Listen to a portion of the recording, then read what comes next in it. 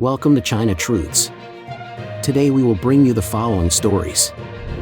UK orders Chinese owner to sell Scottish chip company. Italy investigates Pirelli's Chinese shareholder over potential governance breach. China's hotel industry flounders through fall holiday season. Now, let's dive into the details. It's all covered in today's China Truths. UK orders Chinese owner to sell Scottish chip company. The UK government has ordered a China-linked entity to undo its acquisition of a Scottish chip company, the Cabinet Office said on Wednesday. The FTDI Holding Limited, which was set up by owners with ties to China in 2021 to buy 80.2% shares of Future Technology Devices International Limited, FTDI, was told to sell the shares within a specified period and by following a specified process. The Chancellor of the Duchy of Lancaster, Pat McFadden, the cabinet member responsible for national security and resilience, made the decision based on national security reasons, the Cabinet Office said. The order took effect on Tuesday. The acquisition went through in December 2021, a month before the government gained new power under the National Security and Investment Act to scrutinize and intervene in the acquisition of companies in 17 sensitive industries. The $414 million, or about £321 million, investment came under the government's radar a year ago when the company was accused of selling dual-use technologies to Russia after its invasion of Ukraine. At the time, the company responded by saying it did not violate applicable UK government sanctions and export control laws in force, and that it doesn't support any use of its components to violate human rights. FTDI is a fabless semiconductor company headquartered in Glasgow, with part of its research and development team based in Singapore. It's a world-leading company in USB bridging and cables, which have a wide range of applications including communications, consumer electronics, industrial control, and automotive. According to Chinese investment platform Usmart, FTDI Holding Limited is ultimately owned by the China-based entities Shenzhen Huapingfei Supply Chain Company Ltd. and Beijing Chip Investment Fund JAC Capital, and an individual named Zhu Su. In the notice of final order published on Wednesday, the Cabinet Office said the order was issued to mitigate national security risks in relation to UK-developed semiconductor technology and associated intellectual property being deployed in ways that are contrary to UK national security, and the ownership of FTDI that poses a risk to critical national infrastructure which uses FTDI products.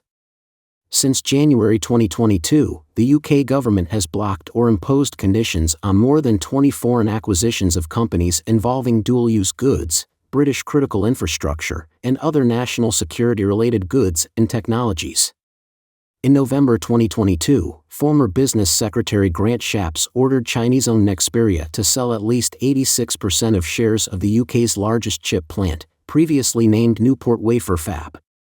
In another case, Shapps imposed restrictions on what information can be shared in the takeover of a China-linked shell company to protect the UK national grid.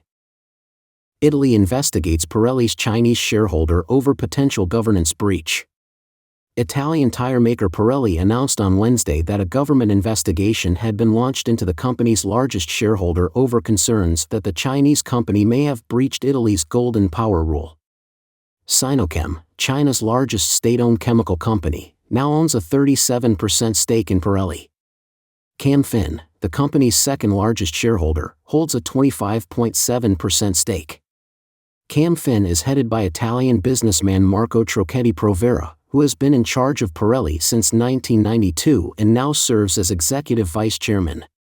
According to Pirelli, China National Tire and Rubber Corp. (CNRC), a subsidiary of Sinochem, received a notice from Italian Prime Minister Giorgia Meloni's office on October 31 of the investigation.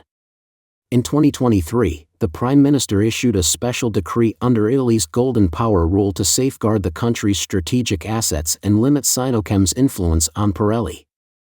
The rule allowed Pirelli to set up an autonomous security unit and required certain board decisions to pass an 80% vote. The matter was one of national strategic interest, according to the Italian government, as the tires produced by Pirelli consist of sensors that are able to collect vehicle data, including road layouts, geolocation, and the state of infrastructure. According to the Italian government, the information gathered could be used to create complex, cutting-edge models of cities and is crucial for various high-tech sectors, including industrial automation, machine-to-machine communication, machine learning, advanced manufacturing, artificial intelligence, critical technology for sensors and actuators, and big data and analytics. Improper use of this technology can entail significant risks not only for the confidentiality of user data, but also for the possible transfer of significant security information, the government statement reads. According to Pirelli, CNRC maintains to have always respected the measures of the DPCM Golden Power and is confident that it will clarify its position during the procedure. The government has 120 days from the date it issued the notice to conclude its investigation, Pirelli said. Analysts at Bernstein brought up the possibility that the government may force Sinochem to divest its shares. If a sale was forced, we expect this asset would likely be attractive, given the strength of premium tires and the long-term story, they said in a note. The investigation comes on the heels of the European Union, or EU, raising tariffs on Chinese-made electric vehicles after a year-long investigation concluded that China had substantially subsidized the production of these vehicles across the supply chain, allowing manufacturers to sell them at injuriously low prices on the European market. In response, Beijing filed a complaint at the World Trade Organization, WTO, accusing the EU of violating WTO rules and moving for a dispute settlement. The European Commission maintains that its investigation complied with EU and WTO rules and standards. China's hotel industry flounders through fall holiday season.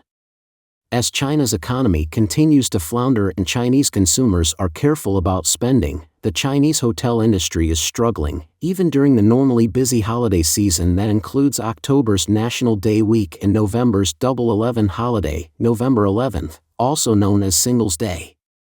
Hotels in China began an aggressive price war in preparation for the November 11th holiday after the week-long National Day holiday from October 1st to October 7th, which some industry professionals deemed the worst Golden Week so far. On October 15th, Chinese travel website Trip launched a Stock Up Now, Pay Later promotion in advance of the Double 11 holiday. Trip offered a 0 yuan order, allowing customers to stock up on coupons and pay when they check into the hotel. The website also offers major discounts and discounted hotel packages. Fliggy, another Chinese online travel agency, sold 100,000 three-night hotel packages within 10 minutes of launching its Double 11 sale on October 21st. The packages went for 999 yuan, or $140, each. As the industry gears up for the upcoming holiday, the heated price war is causing concerns. According to media reports, Ji Qi, founder of hotel giant H World Group, which operates 10,000 hotels globally, warned recently that excessive discounts could weaken hotels' competitiveness. Tian Jing, a Shanghai resident who used a pseudonym for safety reasons, works in the hotel industry. Tian said on November 1st, citing an analysis from Hotel Tech Report, a third-party website, that the overall market this year is not as good as it was last year, due to the economic situation. Tian said that hotels are currently less expensive. Rooms that were originally 500 yuan, or $70, a night now cost 300 yuan, or $42, a night. However, he said that the quality has also declined, with 4-star and 5-star hotels cutting corners on amenities. Data shows that during the National Day holiday week, although the number of tourists increased, financial performance was poor, due to the widespread consumption downgrade in China. Some tourism industry professionals said that it was the worst National Golden Week in history, according to a report from Chinese-language newspaper World Journal. According to official data released by China's Ministry of Culture and Tourism, during the National Day holiday, 765 million people traveled domestically in China, an increase of 10.2% over the same period in 2019, shortly before the COVID-19 pandemic. However, spending only increased by 7.9%. According to statistics from the Fliggy platform, the number of bookings for upscale hotels in China during this year's National Day holiday increased by nearly 40% from the same period last year, but the average hotel booking price fell by about 6% year over year. At the end of September, a hotel owner in Changsha posted a video on social media complaining that business this year is miserable. Selling at this price in such a central location can't even cover the basic rent. If you add in the labor, water, electricity, and property platform commissions, I'm having a big deficit. I don't know how to survive, the business owner said. Even as Chinese hotels engage in a fierce price war, the industry's capacity is expanding rapidly across the country. Sohu Travel reported that as of March 31, Huazhu China, a subsidiary of China's H Group, had 9,684 hotels in operation, covering 1,290 cities across the country. That number marks an increase of 158 cities from the same period last year. Wang He, a US-based China Affairs observer, said that hotels rely on tourism, but everyone travels on a budget and tries not to spend money. So prices are definitely not going to go up. Under this circumstance, it is abnormal to conduct large-scale hotel construction and expansion.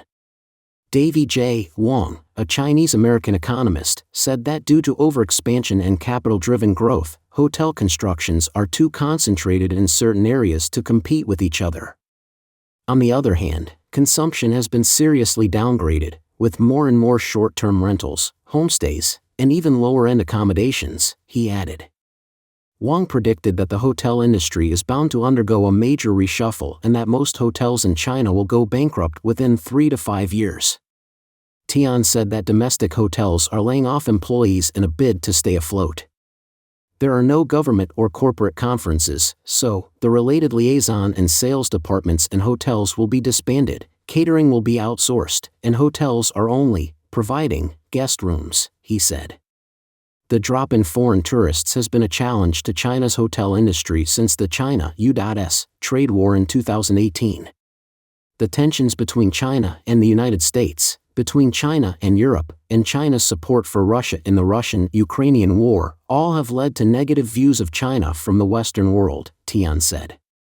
The government's draconian 3-year zero-COVID policy has led to a sharp decline in the number of foreign tourists, visitors, students, and foreign investment. Although the Chinese government introduced a series of unilateral visa-free entry policies this year in the hope of attracting foreign tourists, the policies did not boost the tourist industry as expected. It's ineffective, Wang said. In addition, the Chinese government's anti-Japanese and anti-American propaganda and education, murders targeting foreigners, etc., also have negative effects. Wang said that foreigners are not coming to China anymore. It's not about visas. The 3-year COVID-19 lockdown by the Chinese government has scared off Westerners. They've completely distanced themselves psychologically from the country. Many Westerners in China feel that they need to leave the country. It has also led to a sharp drop in the number of Westerners traveling to China. It has not recovered at all.